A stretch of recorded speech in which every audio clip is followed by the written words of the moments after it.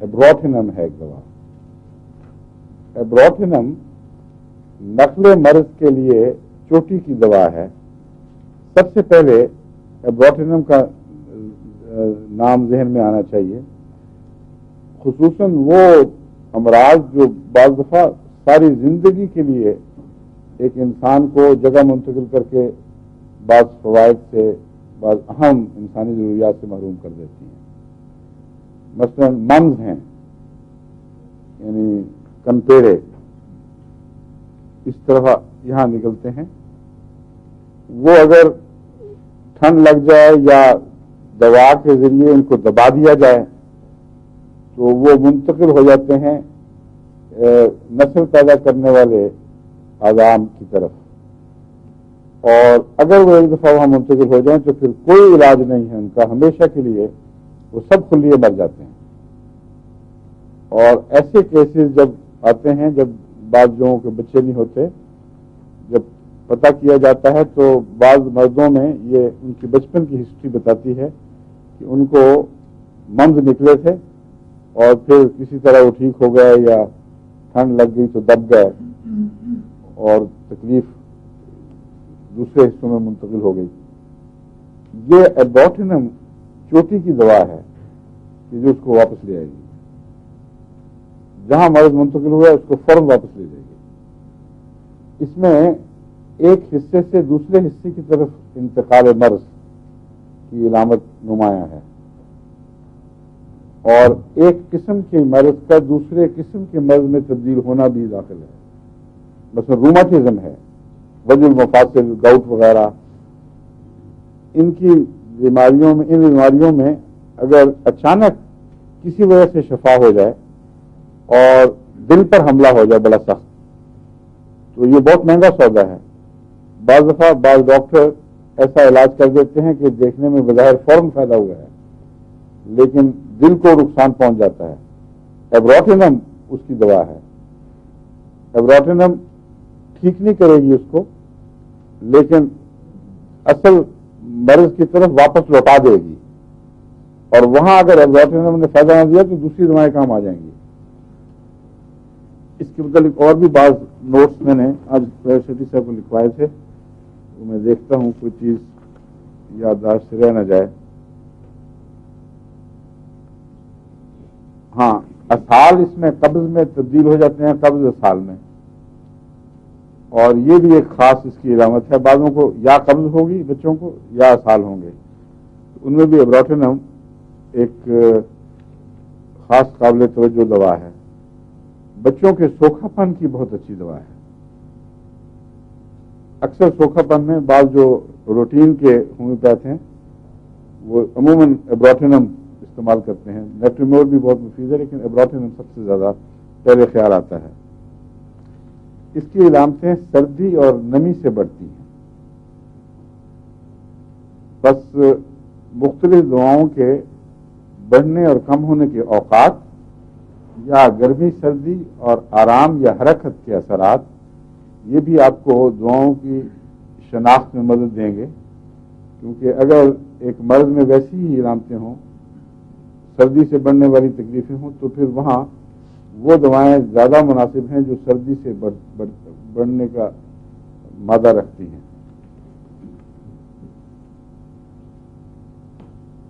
بس یہ 2-3 چیزیں ہیں اس کی خصوصی پہچان کے لیے جن میں آپ کو اس دوا کو کبھی نظر انداز نہیں کرنا چاہیے, کیونکہ اگر اس دوا کی علامت ہوئی تو دوسری دوا پھر کام نہیں آئے گی. انتقال مرض میں مجھے یاد ہے کہ پلسٹیلا اور کاربوویج بھی خصوصاً ممز کے نیچے کی طرف منتقل ہو جانے میں یہ بہت مفید ہیں.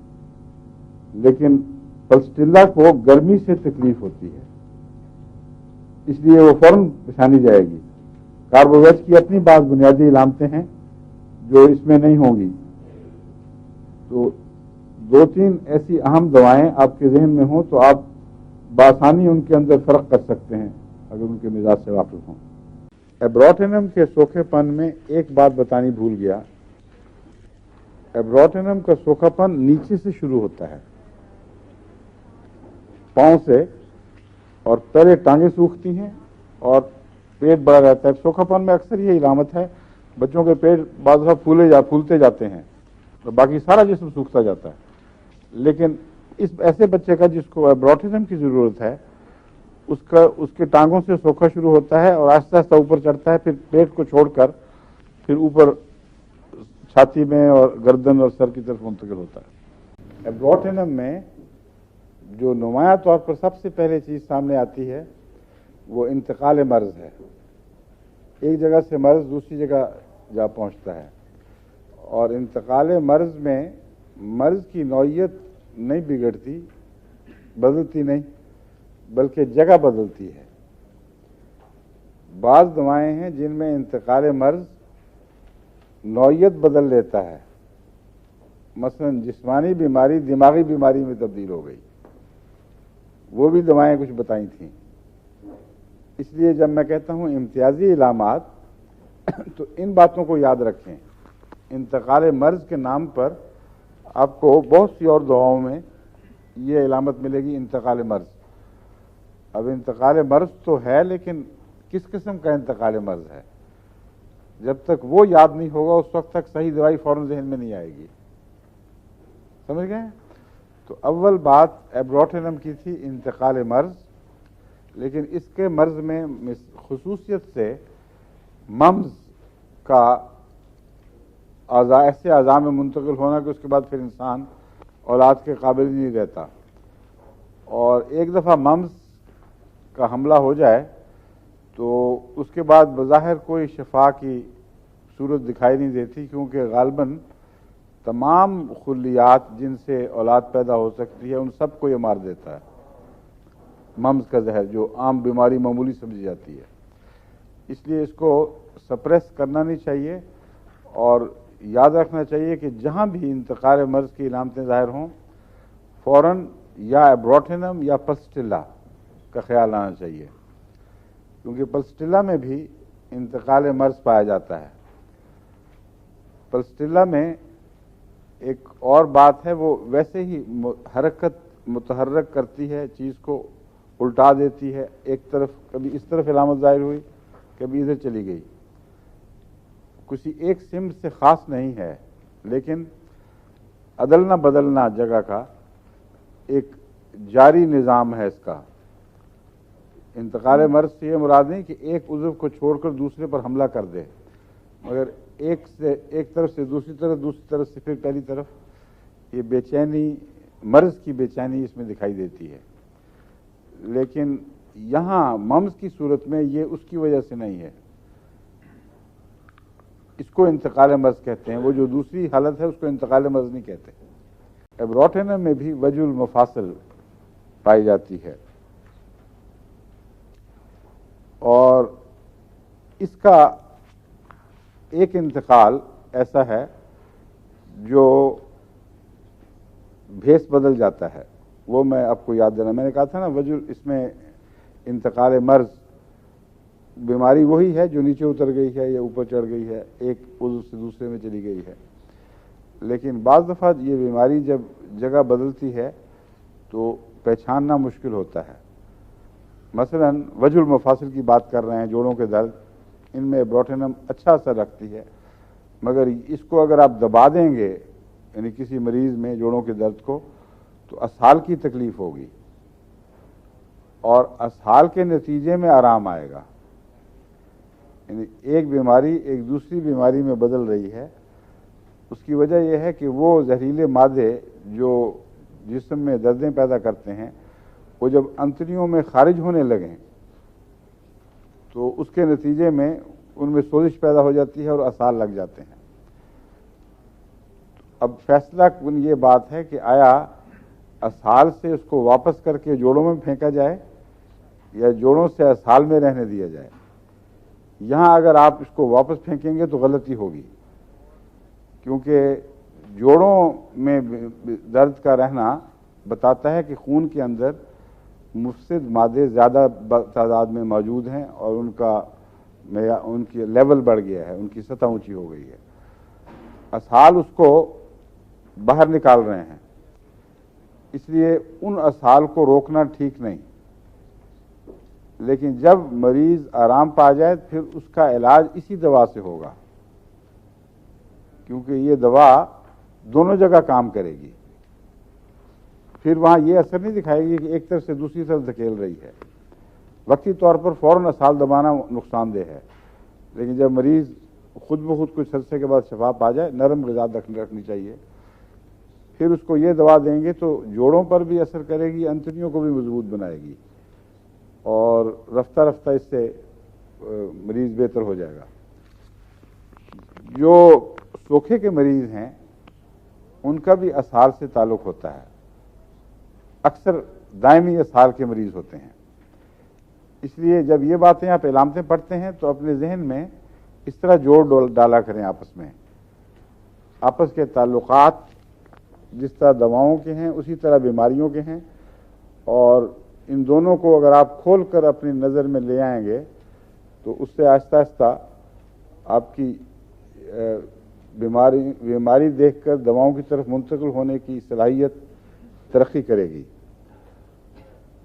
اب سوکھے کا، ایسے سوکھے کا جس کا ذکر ایبروٹینم میں ملتا ہے، اسہال سے بھی تعلق ہے اور ٹانگوں کا اعضاء کا نیچے سے سوکھنے سے تعلق ہے.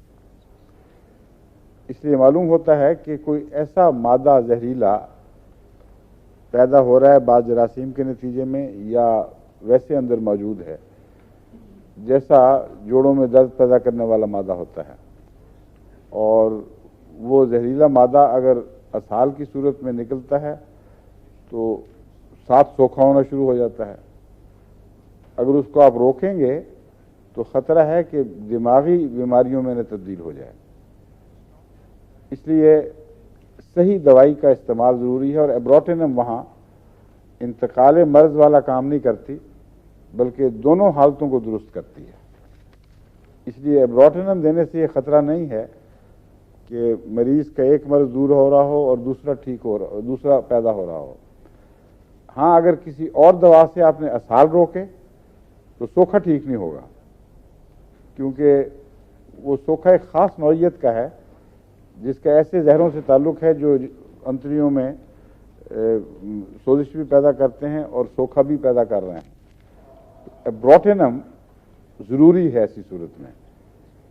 اور سوکھے کی دواؤں میں نے دیکھا ہے کہ عام طور پر جو دوا ہے بس وہی کام آتی ہے، دوسری دوائیں یہ چھٹا کام نہیں آتا. خوب پہچان لینا چاہیے. الا ماشاءاللہ اکثر سوکھے کے مرض اتنے واضح طور پر ہومیوپیتھک دواؤں میں بیان ہوئے ہیں کہ وہ فوراً پہچانے جائیں گے اور ان کا علاج کچھ مشکل نہیں، خدا تعالیٰ کے فضل کے ساتھ. 3 دوائیں میں نے آپ کو سوکھے کی 4 غالباً بتائی تھیں. کون کون سی ڈاکٹر صاحب آپ کو یاد ہوگا؟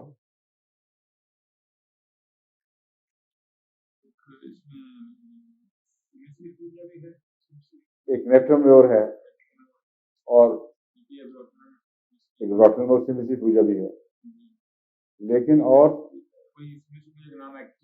ریسیموسا. ہاں جی. اور کیا تھی؟ نیٹرمیور بتا دیا آپ نے مجھے؟ نیٹرمیور ہے اور ایبروٹینم ہے. دوائیں بہت ہیں اصل میں اس میں، اور سیفوجا سے بھی اس کا تعلق ہے. ایک اور دوا میں نے بتائی تھی، مجھے اس وقت ذہن میں نہیں آ رہی خود، جس کا حملہ دماغ پر ہوتا ہے. میں نے بتایا تھا نا آپ کو. کسی کو یاد ہے وہ کیا دوا تھی؟